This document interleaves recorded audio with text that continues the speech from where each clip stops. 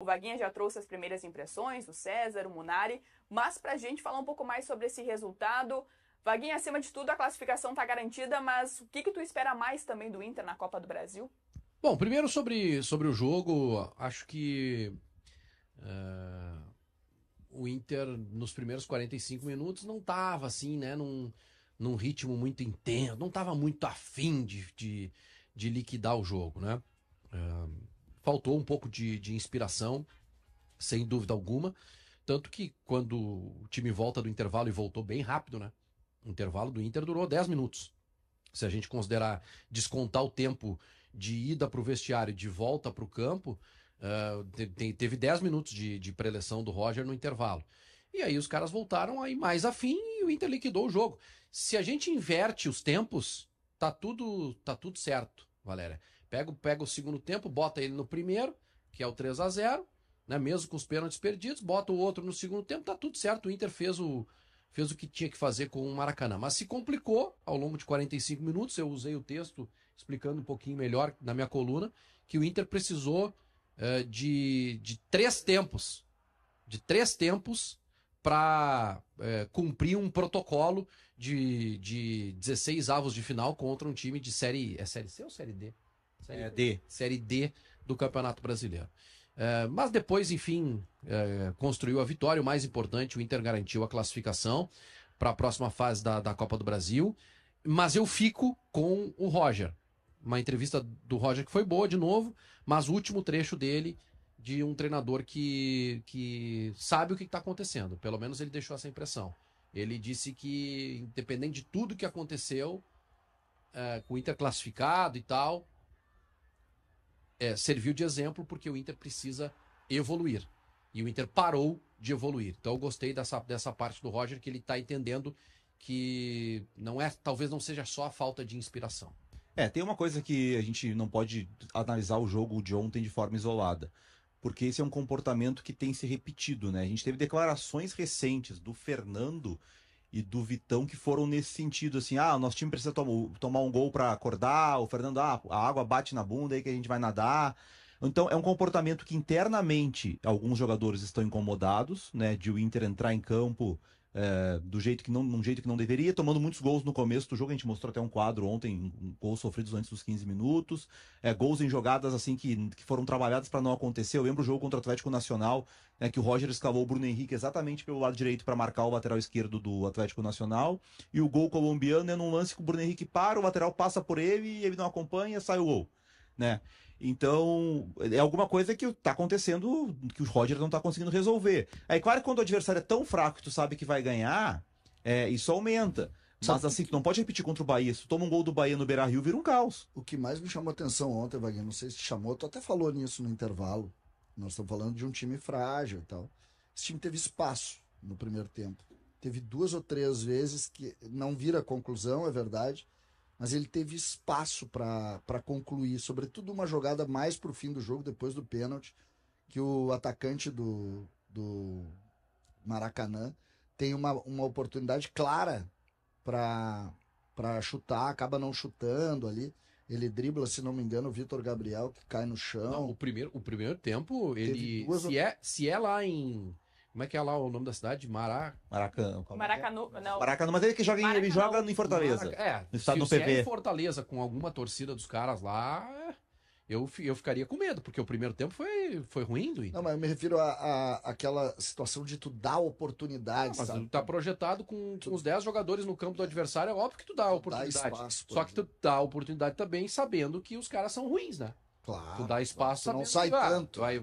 vai ter um contra-ataque aqui, mas para os caras fazer um gol vai ser uma combinação de fatores impressionante, né?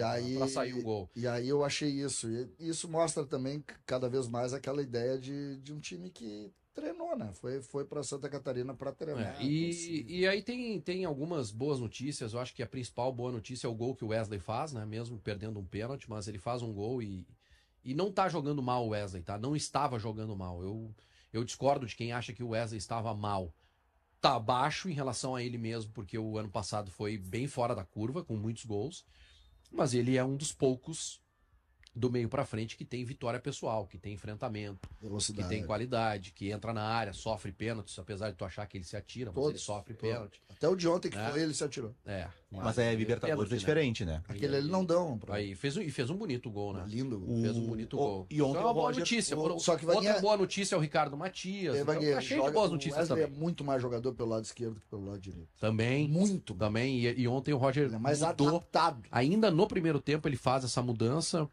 O Gustavo Prado não foi mal também no jogo. Teve um movimento interessante pelo lado esquerdo, depois pelo lado direito. Eu gostei do Gustavo Prado também.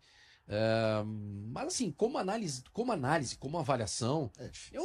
eu não posso fazer nenhuma análise, até porque eu acho que o time que vai jogar contra o Bahia é outro, né? É com o Thiago Maia também, então é difícil da gente fazer algum tipo de avaliação de assim, o Inter evoluiu no segundo tempo porque o Roger fez isso. Não dá, time Não tem nada. Eu acho que só a questão do posicionamento, né? Porque o Roger explicou depois do jogo que ele, como o Prado tem pouco. Ontem foi só o segundo jogo como titular do Prado, né? Ele tinha jogado contra o Caxias. Ele resolveu iniciar com o Prado na esquerda porque é o lugar que ele se sente mais à vontade. E teve até umas boas combinações do Gustavo Prado com o Bernabei, né? Gustavo Prado bem aberto, né? Como enfrentar defesas fechadas, aula para alguns treinadores, né? 2 pontas bem abertos na amplitude, aí o Bernabei vinha por dentro. Que é uma ideia que o Inter perdeu quando parou de jogar com 2 pontos, jogando com um volante por ali. Ele inverte isso e leva o Wesley pro lado esquerdo, onde eu concordo com todo mundo que o Wesley rende mais. A questão que fica para mim é, se de fato for voltar o Thiago Maia pro time contra o Bahia, para ele usar o Wesley na esquerda, ele vai ter que usar daí o Thiago Maia por dentro com o Fernando e o Bruno Henrique na direita. Não sei se o Bruno Henrique tem capacidade física para fazer o corredor num jogo desse tamanho, dessa intensidade que vai ter o Bahia. Só que aí tu vai tirar, mas se tu não faz isso, tu coloca Bruno Henrique e Fernando por dentro para colocar o Thiago Maia no lado, o Thiago Maia na esquerda, aí tu inverte o Wesley. Só que aí tu vai tirar, tu tem um ponta só no time. Tu não vai colocar o ponta no melhor lado dele para botar um volante. Não faz sentido. Sinceramente, eu mantenho a ideia. Eu acho que o Roger tem que, mesmo que o Prado não seja um jogador pronto ainda, se não tiver Vitinho, se não tiver o Carboneiro, se iniciar com o Prado, tu tira o melhor desse time. Esse time é melhor tendo o Fernando e mais um volante, esse time é melhor tendo o Wesley na esquerda. E bota o Prado na direita. Eu não sei se eu colocaria o Prado, talvez o Tabata, tá? Tabata que tem um pouco mais de retenção de bola, ocupa mais espaço, é mais experiente e pode ajudar na criação. Eu colocaria o Tabata, mas não jogaria com 3 volantes. Aliás, ontem a escolha do Roger com 2 volantes foi pelo Bruno Henrique, deixando o Thiago Maia no banco. Eu disse antes do jogo e continuo dizendo, se é para escolher um dos dois, chegou o momento de colocar o Thiago Maia e dar uma sequência para ele. O Bruno Henrique ajudou no Campeonato Gaúcho, só que nada justifica a inquestionável titularidade dele neste momento. Sabe que tem muitas pessoas mandando recado aqui, o Felipe foi uma delas, que é sobre a situação do Vitor Gabriel, né, que ontem se tornou uma preocupação até no lance. Tá fora? Tá fora. A gente não teve ainda um boletim médico, né? Não, Vitor Gabriel quarta-feira tá fora. Na hora da lesão eu já vi que é lesão grave, só volta depois da parada. Tomara que não tenha sido. CCD. Ele torceu o Eu tornozelo. me refiro à extensão. Não, já ainda apareceu não de tem. muleta na volta do intervalo. Ainda não tem. Muito difícil. É. Eu me refiro a... Tá aí o lance. Ele pisa mal quando ele salta. Eu discordo do Roger. Discordo da estratégia para esse jogo de ter colocado força máxima na partida. Mas, machucou o Vitor Gabriel aí. O Vitor Gabriel tinha que jogar, porque ele foi preservado no jogo anterior contra o Mirassol. Tá? Eu discordo muito mais assim da escalação de jogadores como o Bernabei, como o próprio Alan Patrick, Fernando. O Inter não precisava desses jogadores. Reclama tanto do calendário, o Inter reclama tanto do calendário apertado, da falta de tempo para trabalhar pensando nos principais jogos. E aí quando tu tem a oportunidade, isso foi feito nos 2 jogos contra o Maracanã, de preservar, ou até de fazer uma administração dentro do próprio jogo, o Inter não utilizou essa carta na manga. O Inter não se utilizou disso. Então, eu quando reclamarem, eu vou dizer não vou aceitar. Por quê? Porque quando teve a oportunidade para fazer, não fez. E ontem os jogadores considerados titulares, aqueles com a carga um pouquinho mais pesada de sequência de jogos, eles foram substituídos aos 33 minutos do segundo tempo. 33 minutos do segundo tempo. O Inter precisou utilizar todos os titulares em 3 tempos. Ou melhor, em quase todo o tempo dos jogos contra o Maracanã. E aí, ontem... tá bom a estratégia, confio na estratégia, mas não tem desculpa mais de calendário. Pode ser só a resposta, né, protocolar na coletiva, mas pela resposta do Roger na pergunta do time de domingo, ele deixou aberta a possibilidade de não ser todo reserva o time, né? E até voltando atrás, ano passado... eu também não acredito, eu acho que vai ser. Mas o Roger, ele ainda não... Ano passado ele não teve que lidar com o calendário. Eu não acredito em time todo reserva. Não Então, eu achava que teria que ser. Eu acho que vai ter ali Antony, Aguirre... Aí a dupla de zaga eu acho que vai ser preservada, o Vitor e o Juninho. Tudo que nós vamos falar, depois tá? vamos... Exatamente. Vamos lá. Pra gente deixar. E teve uma mensagem que chegou também do Edu César, falando sobre a questão dos pênaltis. O Edu comenta aqui: o Inter fez o que tinha que fazer, ganhou e passou.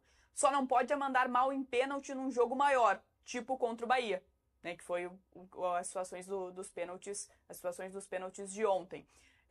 E também, eu li o recado aqui do Felipe falando da situação do Vitor Gabriel, e o Gugu Colorado comenta aqui que o Ener Valencia tem que ser o batedor oficial, que hoje, inclusive, é uma das questões que a gente está colocando aqui para você participar. Batedor oficial tem que ser o Alan Patrick.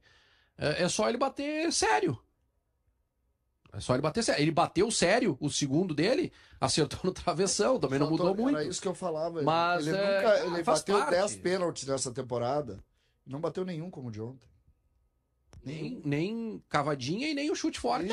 Ele bate colocado lá, o Rair, hein, que falou que o pai dele teve, né, esse sonho, essa situação de que o Alan Patrick bateu o pênalti e ele defenderia. Aquilo ali mostra, com respeito assim ao goleiro, ao Maracanã, aquilo ali mostra também o nível de preocupação dos jogadores com relação ao jogo e ao adversário. Sabiam que tu não faz aquilo, um jogador experiente como o Alan Patrick não faz aquilo jogo 0-0.